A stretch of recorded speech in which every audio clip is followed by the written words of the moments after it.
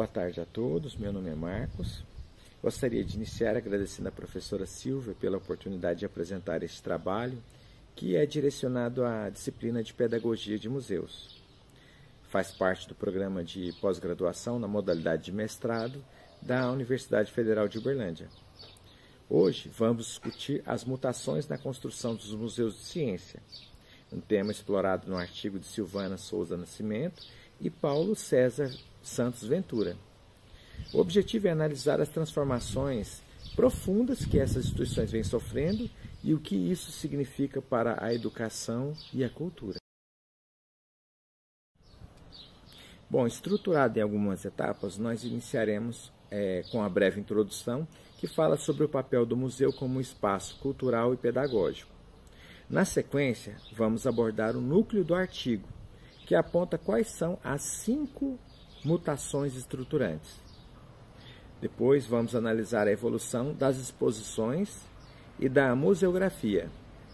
Já nas considerações finais, falaremos sobre os principais desafios que foram apontados pelos autores.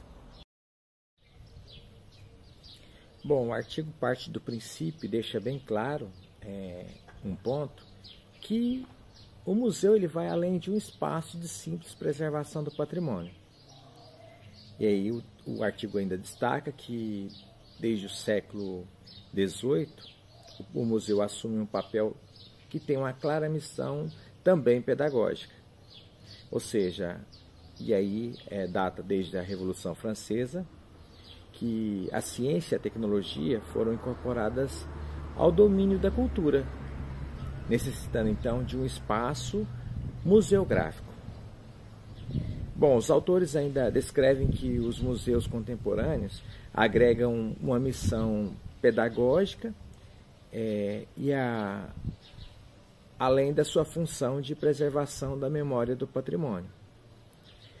Bom, o artigo ainda analisa as transformações, ou seja, as mutações que redefinem os museus de ciência, que impulsionam vários fatores como financiamentos, novas tecnologias e a convivência com outras formas de lazer. Ou seja, os museus eles têm que se reinventarem para concorrer com as demais tecnologias que surgem e também se deparam com grandes fatores como o custo de manutenções e o que, no caso, os grandes orçamentos e os financiamentos acabam sendo uns entraves para a continuidade dos museus. Bom, falando sobre as grandes mutações, nós temos 5 grandes mutações. E o artigo ele tem como núcleo principal estas 5 grandes mutações, que são independentes e que redefinem o que é um museu de ciência hoje. Bom, a primeira é a introdução de novas tecnologias de comunicação, que desafiam o museu a encontrar seu lugar no mundo de hoje. E a exemplo disso nós temos os museus virtuais. A segunda grande mutação é a busca por novos públicos, que muda o foco das coleções para as pessoas. A terceira é a necessidade de criar uma síntese de conhecimento científico, o que busca tornar o museu mais acessível e também mais relevante. A quarta é a transformação dos museus em verdadeiras empresas de cultura e de lazer, que precisam de gestão e de marketing. E por fim, a quinta mutação, que diz respeito às novas concepções dos espaços museográficos, que os tornam, é claro, mais dinâmicos e abertos. Bom, entrando agora no campo das mutações, e em específico na 1 e 2, tecnologias e foco no público, de forma bem aprofundada, os autores destacam essas 2 primeiras mutações e veem que a tecnologia ela não é apenas mais uma ferramenta.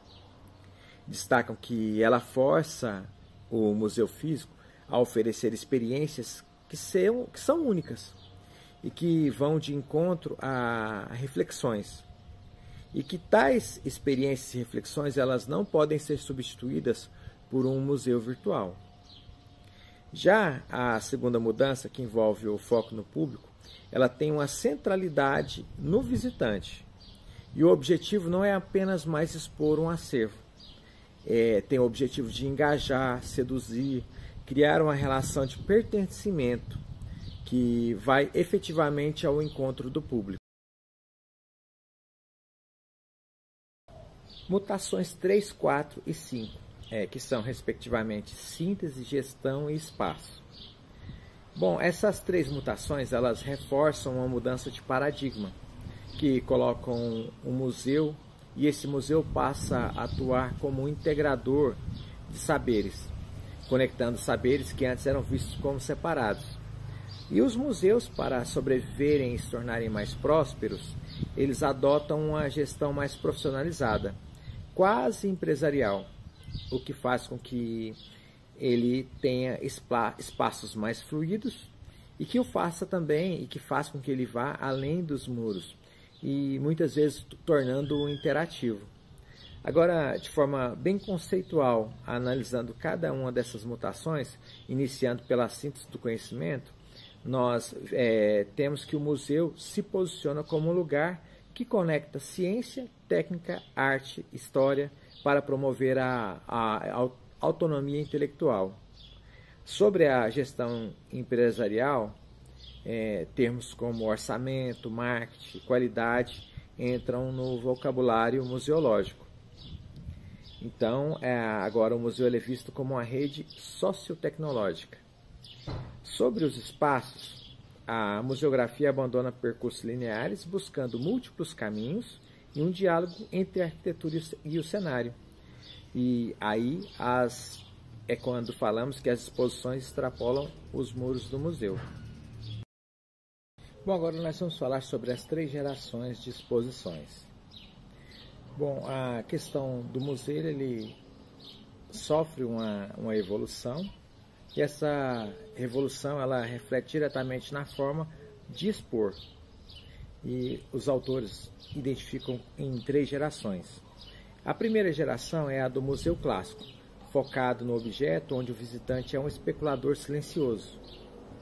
A segunda é a geração da interatividade, do hands-on, prático, onde a mediação se torna central. E a terceira, mais recente, é a focada na experiência completa dos visitantes. Aqui, nessa terceira, a ciência é apresentada de forma contextualizada em ecossistemas complexos, buscando uma visão mais holística. Um destaque para os elementos da exposição da terceira geração, os autores eles destacam o seguinte: para entender melhor essa terceira geração, baseados também em Caillet, destacam 4 pilares. O primeiro deles é que o artefato, que é uma construção pedagógica criada para a exposição. O segundo ponto é que a interatividade que dá vida a esse artefato também criando um efeito da realidade. E outro ponto é a tematização, que organiza o conteúdo de forma interdisciplinar.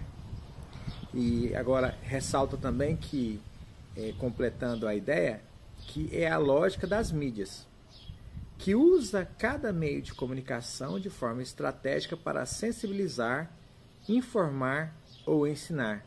Ou seja, essa terceira geração ela interage mais com os conceitos atuais para poder fazer com que a competição seja mais igual, ou seja, que o museu não perca tanto espaço com as demais tecnologias ou outras formas de lazer. Bom, sendo assim, para finalizar, nós observamos que a principal mensagem do artigo é que estamos testemunhando uma transição de um museu elitista e estático para uma instituição aberta, dinâmica e com uma função clara, social, de síntese do conhecimento. E ressalta ainda os autores que para que haja um sucesso desse novo modelo, depende da valorização da experiência do visitante e da diversidade cultural. Destacam ainda que é crucial e urgente o investimento em pesquisas e na formação de educadores e profissionais capazes de atuar nesse novo e desafiador cenário. Então, aqui eu concluo essa apresentação e agradeço a atenção de todos até aqui. Muito obrigado.